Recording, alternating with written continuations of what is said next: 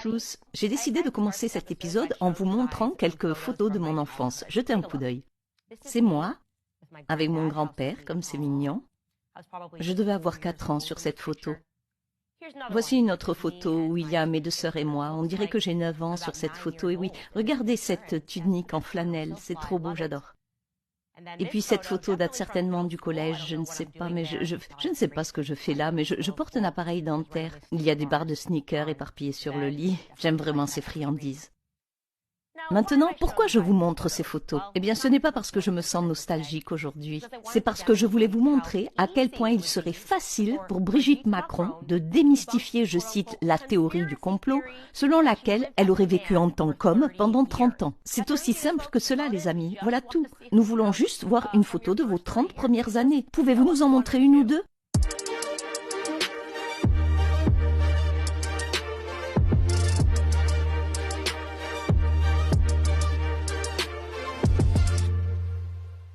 Très bien les amis, nous étions top tendance hier en France. Oui, Candace Owen en France. Une grosse affaire, j'adore. Pourquoi?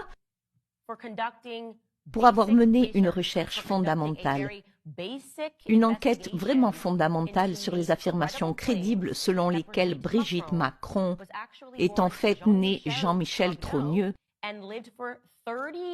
et a vécu pendant 30 ans en tant qu'homme avant de transitionner en femme. Et devinez quoi? Emmanuel Macron est furieux. Il est très énervé. Regardez ce titre du Daily Mail. On peut y lire « Emmanuel Macron, furieux, s'exprime enfin sur les affirmations selon lesquelles sa femme Brigitte est née homme. » Oh! Il est vraiment furieux. Il est tellement furieux. Que va-t-il faire? Eh bien, je lui suggère de montrer des photos des 30 premières années de la vie de sa femme. C'est aussi simple que ça. Tant de colère, tant de noms, tant d'insultes, tant d'attaques ad nominem. Aucune tentative de débunkage. Pourtant, c'est si facile. C'est vraiment si facile. Pourquoi est-ce si important? Certains se demandent pourquoi c'est important. Je veux juste vous demander de revenir en arrière. Vous êtes fou pour demander pourquoi quelque chose d'aussi énorme aurait de l'importance. Cela signifierait que la France est potentiellement dirigée par un menteur psychopathe et un pédophile. Telles seraient les implications s'il s'avérait que cette affaire est vraie. Cela signifierait également que l'ensemble de la presse française est impliqué dans la tentative de dissimulation de cet énorme mensonge. Pour quelle autre raison est-ce important? Jetez un coup d'œil à ce tweet écrit par ce ressortissant français. Il se traduit en gros par « La folie, c'est d'avoir fermé les yeux, nous les Français, en 2017. Accepter qu'un enfant vampirisé par un adulte devienne notre chef, sans même se soucier de la morale et de l'éthique, sans même reconnaître que cela est forcément une incidence psychotique sur le bonhomme. » En d'autres termes, c'est très important, parce que, comme je l'ai dit, cela signifierait que la France, très semblable à l'Amérique, n'a pas de presse. Nous n'aurions qu'une extension du gouvernement qui fait semblant de rapporter les informations. Cette fois-ci, les informations sont très crédibles, si seulement ils voulaient en parler. L'histoire ici semble incroyablement crédible. Et je pense que c'est encore plus crédible en raison du niveau incroyable du détournement qui est en cours de la presse française dans son ensemble. La presse grand public attaque.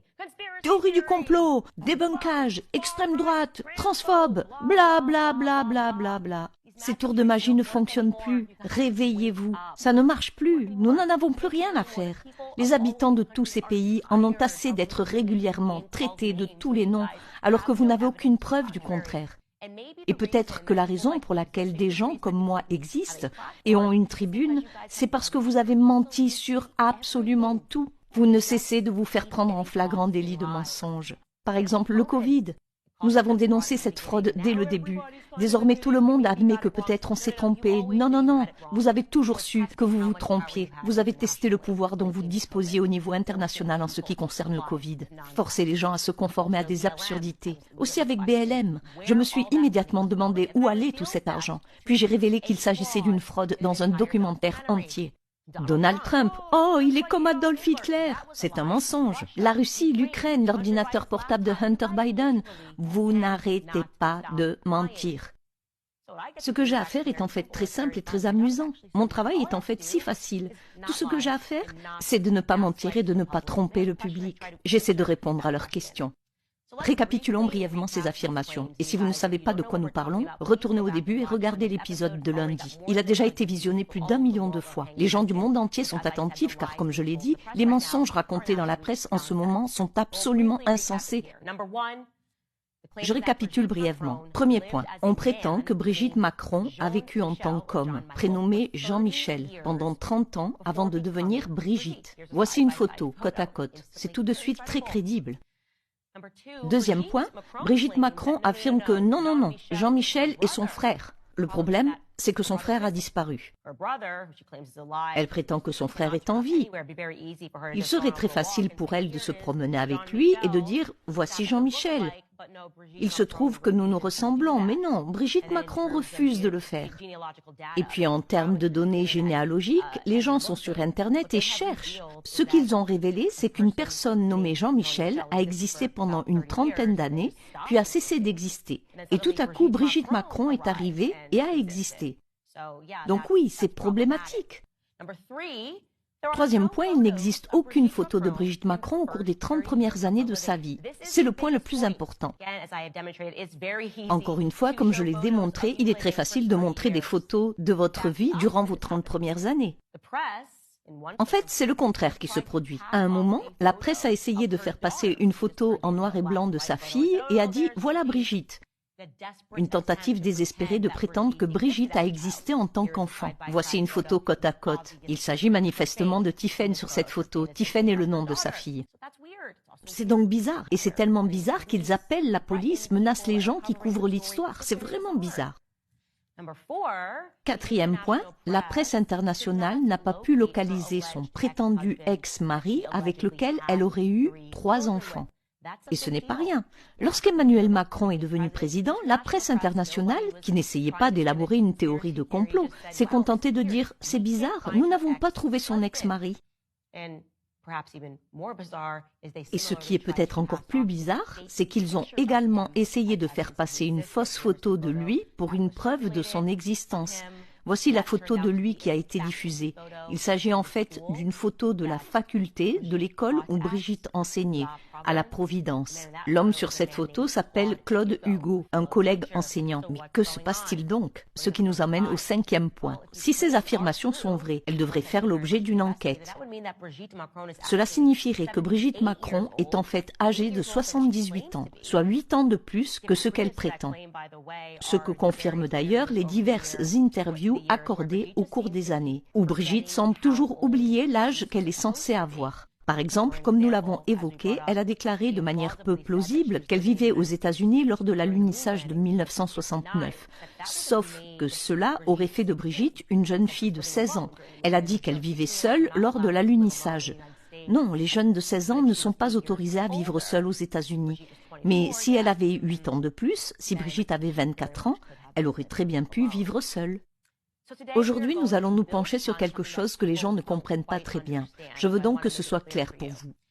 La question est de savoir comment elle a pu avoir des enfants si elle était un homme. Vous pouvez voir une certaine ressemblance entre elle et Tiffen. Cela ne fait aucun doute, n'est-ce pas? Kenden, ça n'a pas pu se produire, c'est ridicule. Eh bien les gars, on prétend qu'elle a engendré les enfants. Encore une fois, je dis cela prétendument. Et je vais vous présenter cette théorie. Ce qui est affirmé est que, tout en vivant comme un homme, Jean-Michel a engendré des enfants. Et ce sont les 3 enfants que vous voyez aujourd'hui. Nous allons donc passer cette partie en revue lentement. Rappelez-vous que la presse internationale n'a pas pu trouver la moindre trace de son prétendu ex-mari qui aurait été un grand banquier. C'est un peu bizarre de ne pas pouvoir trouver un grand banquier. Ils ont dit qu'il s'appelait André-Louis Osière. Son nom complet aurait été André-Louis Osière. Il était désigné comme sous-directeur de la délégation régionale de la Banque française du commerce extérieur. La Banque française du commerce extérieur se trouve à Strasbourg. Le seul problème est qu'il n'existe aucune trace de cette banque dans le secteur bancaire. Oups! Alors que la presse commence à creuser la question, Tiffen, la fille de Brigitte, annonce soudain qu'il est mort. Mort subitement, les gars. Oui, et elle a toutes ces déclarations bizarres. S'adressant à Paris Match, Tiffen a confirmé le décès de son père en disant, je cite, « Mon père est mort. Je l'ai enterré le 24 décembre dans la plus stricte intimité. C'est ce qu'elle a dit au magazine. Je l'adorais. Elle a poursuivi en disant « C'était un être à part, un anticonformiste, qui tenait à son anonymat plus que tout.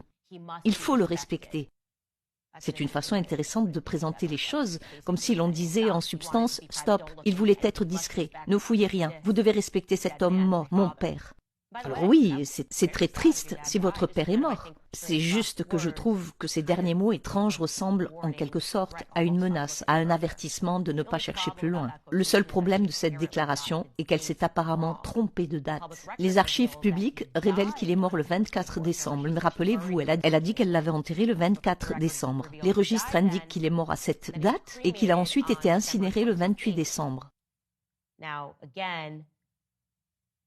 Encore une fois, je veux juste dire que la personne qui ne peut même pas être localisée est maintenant soudainement morte. Et sa fille confond peut-être les dates, et c'est ce qui est très étrange.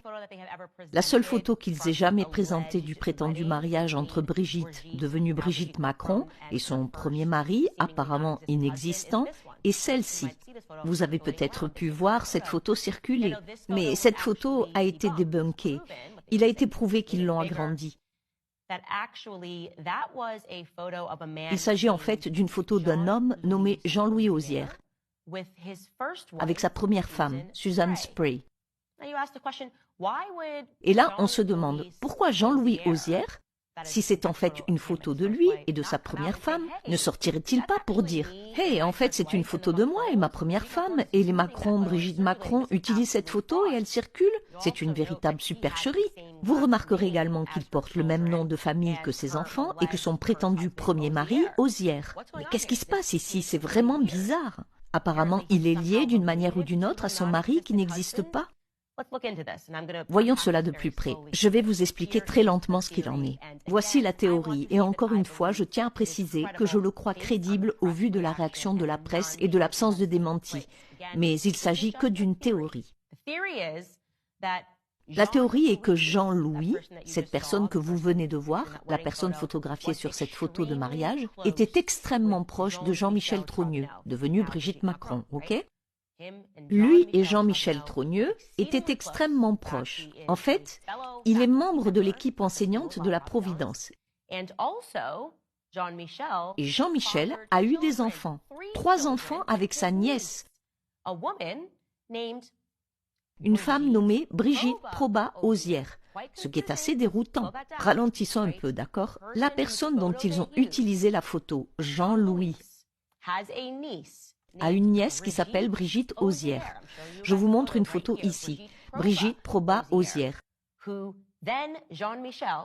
avec qui Jean-Michel, aujourd'hui première dame de France, a eu 3 enfants. Alors quand Jean-Michel a décidé de faire une transition, après avoir eu ses 3 enfants avec cette nièce, Jean-Louis a aidé son ami, parce qu'il faisait partie de la famille. Le père des enfants de la nièce, essentiellement de la famille, il a dit « Je vais vous aider dans cette transition ». Et comment a-t-il aidé son ami? Eh bien, Jean-Louis aurait des liens très étroits avec les services secrets français. Cela a donc rendu les choses très faciles, ou du moins plus faciles. Ce qu'ils ont fait ici est presque un tour de passe-passe. Brigitte Proba Auzière, sa nièce et la mère des enfants de Jean-Michel Trogneux existaient déjà, n'est-ce pas?